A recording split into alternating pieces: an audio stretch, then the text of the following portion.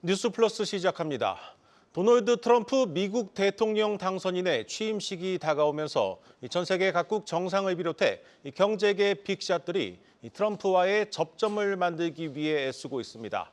취임식 참석을 위해서 막대한 기부금도 내고 있는데 적극적으로 먼저 다가온 사람들에겐 확실히 다른 대우를 해주는 트럼프임을 감안하면 아깝지 않은 선택이 될 수 있습니다. 취지의 기자와 자세히 들여다보겠습니다. 산업부 장슬기 기자 나왔습니다. 장 기자, 국내에서도 현대차그룹이 100만 달러를 내고 취임식 티켓을 쥐었는데 현대차가 미국 대통령 취임식에 기부금을 낸 건 이번이 처음이죠? 네, 맞습니다. 이 기부금은 100만 달러, 우리 돈으로 약 14억 7천만 원 정도입니다. 이 100만 달러 이상을 기부하면 오는 17일부터 20일까지 열리는 이 취임식 관련 행사에 참석할 수 있는 그야말로 특전을 누릴 수가 있습니다. 네. 때문에 현재 글로벌 빅테크 기업뿐만 아니라 GM과 토요타와 같은 이 자동차 업계도 잇따라 기부 행렬이 이어지고 있습니다. 특히 트럼프 당선인과 이 멜라니아 여사가 참석하는 취임식 하루 전 비공개 촛불 만찬 티켓 6장이 제공되는 것으로 좀 알려졌는데요. 이번 기부로 현대차 주요 경영진의 특별 행사 참석 가능성이 커진 상황입니다. 네, 외신에서는 정의선 현대차그룹 회장과 트럼프 당선인의 회동 가능성도 언급이 되는데 이게 뭐 가능성 있는 얘기입니까?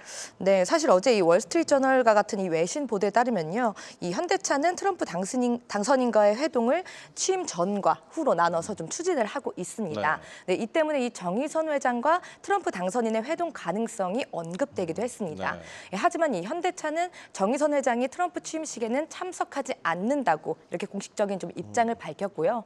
다만 이 업계에서는 트럼프 행정부와의 관계 등을 고려했을 때 이 정 회장의 추가 회동 가능성을 조심스럽게 점치고 있는 상황입니다.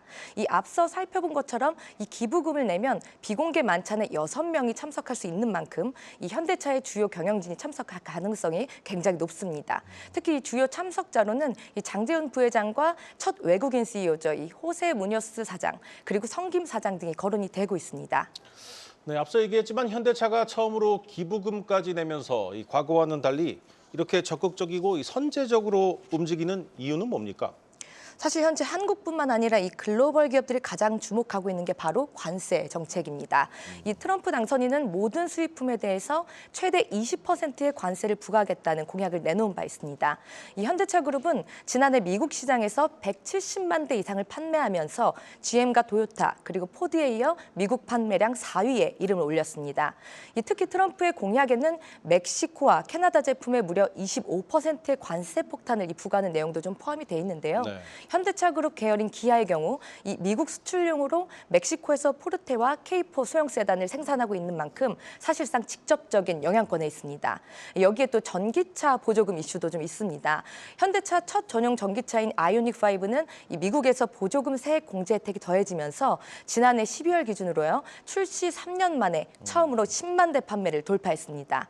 하지만 이 트럼프 당선인이 보조금 지원이나 이 전기차 의무화 정책 폐기 이런 것들까지 좀 시사를 하면서 불확실성이 커진 상황입니다. 이 현대차가 트럼프 취임식에 기부금까지 낼 정도로 적극적으로 나서는 이유입니다. 네, 지금 우리 정부가 제대로 대응을 하지 못하는 상황이다 보니 기업이 직접 적극적으로 나설 수밖에 없는 상황입니다. 그래도 현대차 입장에서 이 러브콜 외에도 보다 현실적인 좀 대책도 필요한데 거론되는 게 있습니까? 네, 먼저 지난 6일이죠. 이 현대차그룹 신년회가 열렸는데 저도 좀 참석을 했었는데요. 네. 장제훈 부회장은 당시에 이 트럼프 행정부의 접촉 여부를 묻는 취재진의 질문에 아직은 없다. 그리고 정부 방향을 차분히 고려해야 하는 상황이라고 언급을 한 바 있습니다. 하지만 현재 우리나라 행정부가 사실 좀 대행 체제로 재기능을 좀 하지 못하고 있는 만큼 이 국내 기업들에게는 트럼프 리스크를 해소하기 위한 개인기가 그 어느 때보다 중요해진 상황입니다. 이미 현대차는 이 사상 처음으로 CEO 자리에 외국인이 앉았고 또 대관 조직을 사업부급으로 격상하면서 준비를 해왔습니다. 또 앞서 정 회장은 지난 2022년 조 바이든 미국 대통령의 방한 당시에도 이 단독 회동을 통해서 약 105억 달러, 우리 돈으로 15조 원의 투자 계획을 좀 공개한 바가 있는데요. 만약에 이 정 회장과 트럼프 당선인의 이번 회동이 좀 이뤄지게 되면 관세나 이 보조금 정책과 같은 리스크 해소를 위해서 추가 투자 같은 이런 것들이 불가피할 것으로 좀 전망이 되고 있습니다. 네, 잘 들었습니다. 산업부 장슬기 기자였습니다.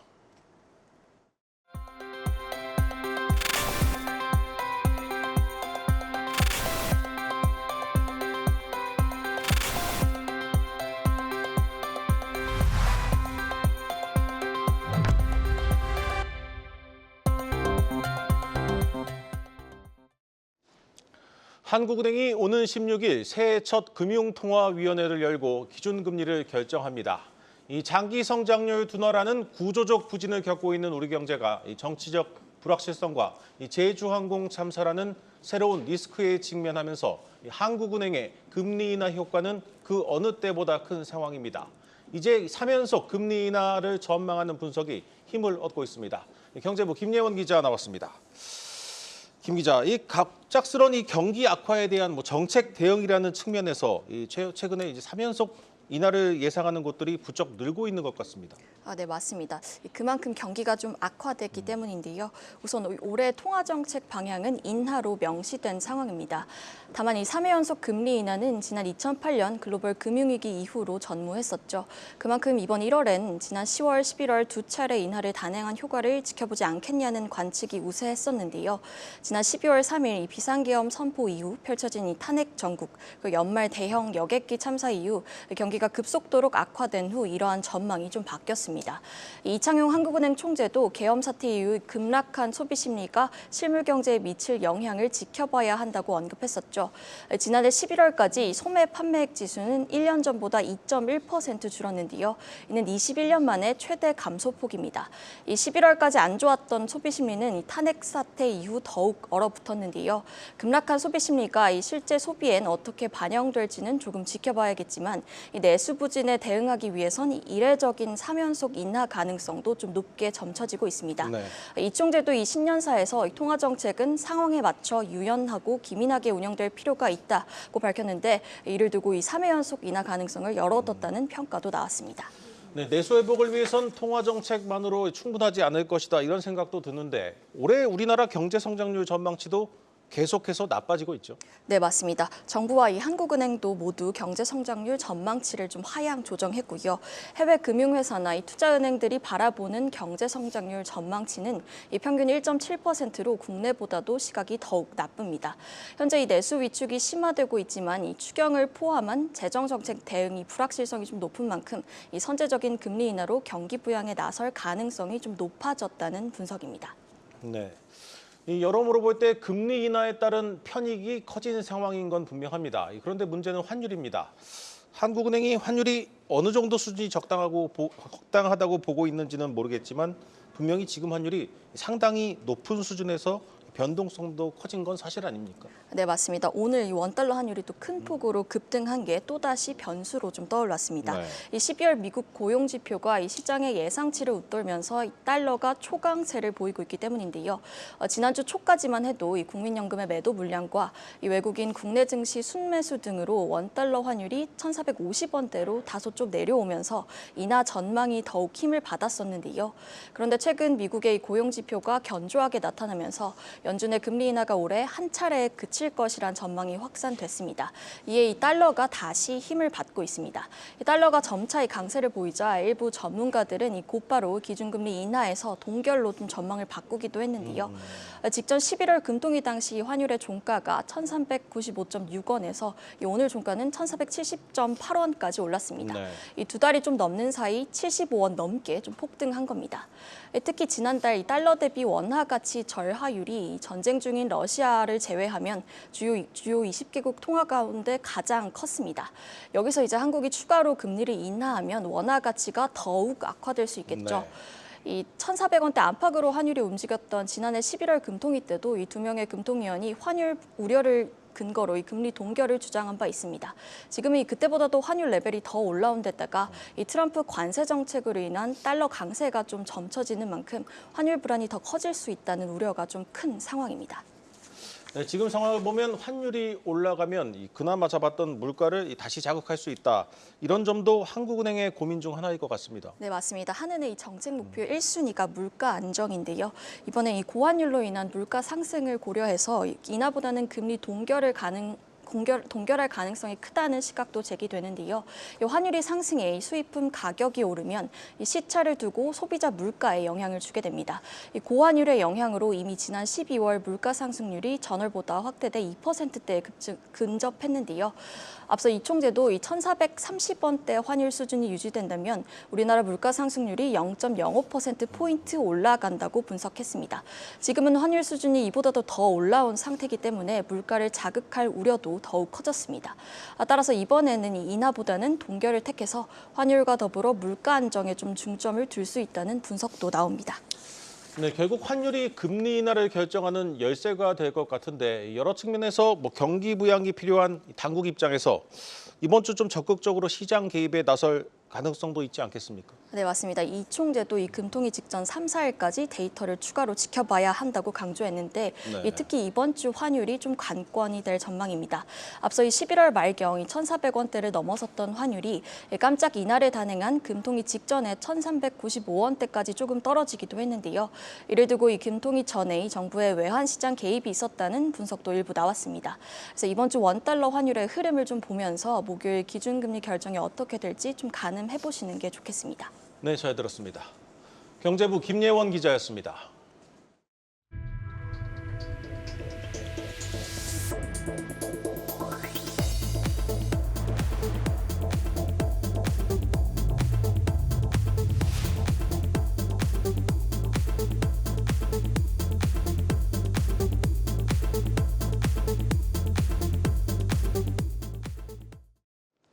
정부가 주택 공급을 늘리기 위한 총력전에 나섭니다. 올해 공공주택 2만 8천 가구를 분양하고 수도권에 3만 가구 규모의 신규 택지도 공급하기로 했습니다.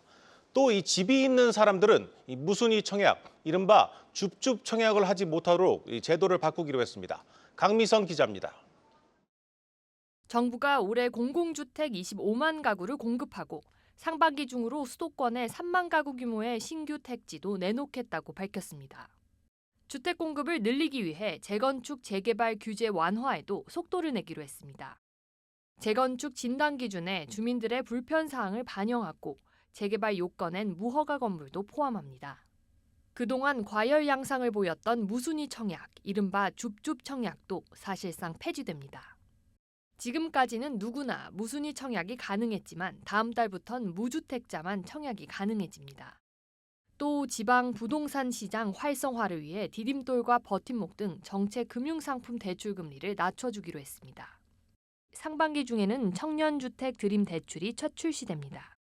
최저 2%대 금리로 분양가의 최대 80%까지 대출을 지원해주지만 포함 대상은 6억 원 이하, 전용 면적 85제곱미터 이하인 주택입니다. 대대적인 공급 확대 계획을 밝힌 정부. 하지만 시장에서는 여전히 서울 등 주요 지역의 주택 공급이 부족하다는 우려가 나오고 있습니다. 한국경제TV 강미선입니다.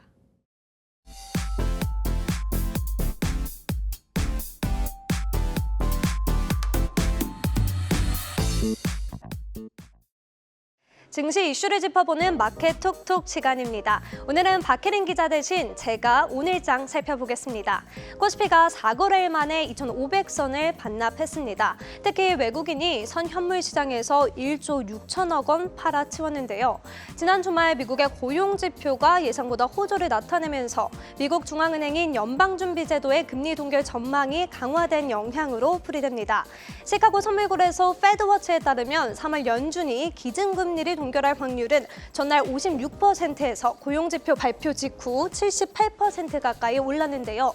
골드만삭스와 JP모건도 올해 첫 기준금리 인하 시기를 6월로 내다보고 있습니다. 이제 투자자들의 시선은 14일과 15일에 나오는 12월 미국 생산자 물가지수와 소비자 물가지수에 쏠려 있는데요. 시장에서는 생산자 물가지수와 소비자 물가지수 모두 직전 달 대비 0.4% 상승할 것으로 전망하고 있습니다. 예상보다 높다면 물가 상승 우려가 커져 또 한 번 증시의 변동성을 줄 전망입니다. 대신 단기 수급 쏠림 현상이 두드러지고 있는데요. 미국 LA 산불로 공기청정 관련주와 전력설비 종목들이 일제히 급등했습니다. 산불 여파로 미국의 공기질이 나빠지면서 식수와 공기청정기 수요가 급증한 영향입니다. 두 번째 소식입니다. 미국과 일본처럼 주식시장 전체를 포함하는 KRX TMI 지수가 오늘 공개됐습니다. 쉽게 풀어서 이야기를 하면 코스피와 코스닥을 통합한 지수인데요. 단순히 시가총액이 크다고 다 포함되지는 않고 지수 투자에 적격하다는 평가를 받아야 포함될 수 있습니다. 거래소는 기존에 부재했던 국내 증시 전체를 대상으로 하는 최상위 시황, 벤치마크 지수 산출로 효율적인 지수 체계를 구축했다고 설명했습니다. 업계 관계자들도 긍정적인 평가를 내놓습니다. 해당 지수로 불필요한 시장 변동성이 축소되고 글로벌 투자자에게 국내 시장의 지표를 더 명확하게 보여줄 수 있을 것이라고 평가를 합니다. 특히 그간 코스닥 상장사는 2부 시장이라는 부정적인 인식이 강했는데요. 해당 지수를 활용한 펀드가 늘어나게 되면 코스닥 우량주의 수혜가 클 것으로 예상됩니다. 코스피 이전 상장 사례도 줄 수 있겠죠. 현재 자산운용사들도 해당 지수를 추종하는 ETF 상품들을 검토 중이며 관련 ETF나 펀드가 출시되게 되면 더 많은 자금이 국내 증시로 유입될 것으로 전망됩니다. 지난주에 박혜린 기자도 언급했었던 2025 JP모건 헬스케어 컨퍼런스 소식도 이어가 보겠습니다. 현지 시간 13일 오늘 밤부터 미국 샌프란시스코에서 열리는데요. JP모건 헬스케어 컨퍼런스는 글로벌 제약 바이오 산업 유망 기업들이 한 곳에 모여 글로벌 투자자들을 상대로 사업 전략을 발표하는 자리입니다. 약 600개 기업과 8천여 명이 참석할 예정인데요. 우리 기업 중엔 삼성 바이오로직스, 또 셀트리온, 브릿지 바이오테라퓨틱스 등이 트랙에서 발표할 예정입니다. 이 외에도 휴젤과 클래시스, 알테오젠, ABL 바이오 등이 참가하는데요. 올해도 지난해처럼 차세대 항암제인 항제약 접합제, 비만 치료제 등이 발표될 예정입니다. 또 인공지능 신약 개발 등이 관심을 받을 예정입니다. 기대감 속에 삼성 바이오로직스 주가도 상승 마감에 성공했습니다. KRX 헬스케어 지수도 올해 들어 3% 넘게 올랐는데요. 비록 오늘 장에서는 바이오 종목들이 부진한 흐름을 보였지만 증권가에선 컨퍼런스를 통해 진행되는 기술 거래나 투자 유치, 또 M&A 소식 여부가 이 바이오 주가에 큰 영향을 줄 것이라며 컨퍼런스에 따라 상승 가능성도 있다고 내다보고 있습니다. 지금까지 마켓톡톡이었습니다.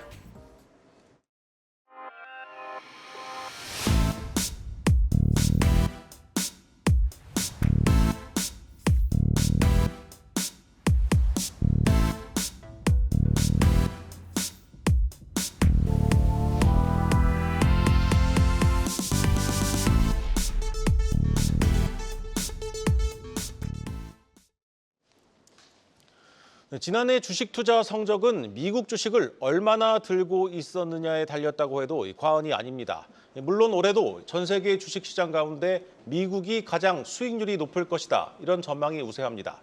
하지만 동시에 이 거품이 무너질 것이란 경계감 역시 여전합니다. 증권부 김채영 기자 나왔습니다. 김 기자, 새해가 시작한 지 사실 얼마 안 됐는데 벌써 1조 원이 넘는 자금이 미국 펀드로 몰리고 있네요. 네, 새해 들어 10일까지 단 7거래일 동안 북미 주식형 펀드로 자금이 1조 5,365억 원 몰렸습니다. 네. 이 기간 국내 주식형 펀드에서는 327억 원이 빠졌고 전체 지역별로 살펴봐도 중국은 730억 원 유출, 인도나 일본도 소폭 자금이 빠지는 모습이어서 사실상 지난 한 해 내내 이어졌던 미국 증시 쏠림 현상이 올 초까지 강하게 이어지고 있는 것을 볼 수 있습니다. 네. 최근 1개월로 넓혀보면 북미 펀드로 유입된 자금은 무려 4조 1,510억 원에 달합니다. 개인 투자자 순매수가 많은 ETF를 보면요. 인버스 상품을 제외하고 상위 1위부터 20위까지의 모두 미국 관련 ETF가 차지했습니다. S&P 500과 나스닥 100 등 대표 지수를 추종하는 상품으로만 약 4천억 원이 넘게 몰렸고 그 외에도 테슬라 밸류체인, AI 반도체, 미국 양자 컴퓨팅 등 다양한 테마 ETF로도 자금이 향했습니다. 오는 20일 트럼프 2기 출범 이후 S&P, 나스닥 등 대표 지수 상승세가 더 이어질 것이란 기대감이 투심을 이끄는 것으로 해석됩니다. 네. 그런데 미국에 투자하는 국내 투자자들의 기대와는 달리 미국 증시가 과열됐다 이렇게 보는 시각도 있습니다. 이 글로벌 헤지 펀드들 역시 이미 미국 주식을 팔고 있죠. 네, 글로벌 헤지 펀드들은 항상 시장 상황을 보고 발빠르게 움직이는데요. 네. 일각에서는 오를 대로 오른 미국 증시에 방어 모드로 전하는 것이 아니냐는 분석이 나옵니다. 네. 골드만삭스는 글로벌 헤지 펀드들이 지난해 연말부터 올 연초까지 5거래일간 미 주식 순매도 속도가 최근 7개월 중 가장 빠른 속도고 크기였다고 분석했습니다. 월가의 유명한 헤지펀드 매니저인 댄 나일스도 최근 3%에 육박하는 미국의 인플레이션을 꼬집으며 미국 주식시장의 거품이 빠질 수 있다. 현금 보유를 추천한다. 이렇게 경고했는데요. 실제로 미국 10년 만기 국채 수익률도 8개월 만에 최고 수준까지 올랐습니다. 미국 국채 10년물 수익률은 현지 시간 10일 4.79%까지 치솟았는데 앞서 20년물과 30년물 국채 수익률이 연 5%를 넘어서면서 10년물까지 5%를 돌파한다면 매도 심리를 키울 것이란 겁니다.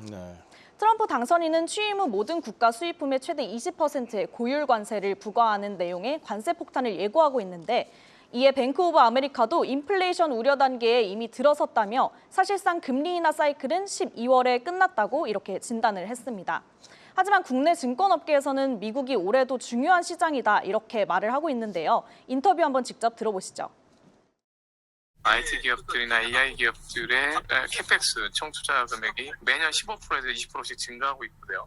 아직은 단기 거래일 뿐이지 저는 여전히 미국 시장을 긍정적으로 봐야 된다고 보고 있고 미국 증시를 비중 축소한다는 것은 좀 반대한다. 네, 이번엔 신흥국 중국과 인도 상황도 살펴보겠습니다. 특히 중국 펀드로 손해보신 분들이 많은데 지금도 자금이 계속해서 빠져나가고 있죠. 네, 올해도 중국으로의 자금 유출이 계속해서 이어지고 있는데요. 새해 들어서 728억 원이 빠졌고 중국 관련 펀드 설정액은 772억 원 줄었습니다. 최근 1개월로 치면 1,674억 원, 3개월까지 넓혀보면 4,430억 원까지 달합니다. 관세 우려가 커졌지만 중국 정부의 대책 제시가 늦어지면서 투자자들이 등을 돌리고 있는 건데요. 업계에서는 중국 증시가 바닥을 다지는 과정이라는 관측도 나오고 있습니다. 증권가에서는 오는 3월 열리는 전국민 인민대표회의가 중요한 변수라고 보고 있습니다. 강도 높은 경기 부양책이 나올 수 있다는 건데요. 중국을 대체할 글로벌 생산기지 인도 그리고 일본에서 소폭의 자금 유출이 이어지고 있긴 하지만 대체 투자처로 떠오르고 있습니다. 인도의 경우에는 내수 개선이 기대 요인 중 하나로 꼽히는데 김근하 하나증권 연구원은 인도 제조업과 민간 소비가 회복 조짐을 나타내고 있어서 개선 가능성이 이어지고 있다 이렇게 분석했습니다. 일본 증시도 엔저 현상에 따른 수출 기업 실적 개선, 밸류업 프로그램 등이 호재가 있어서 올해도 상승세를 이어갈 것이란 전망이 나와 투자처로 주목할 만하다는 분석입니다. 네, 잘 들었습니다. 증권부 김채영 기자였습니다.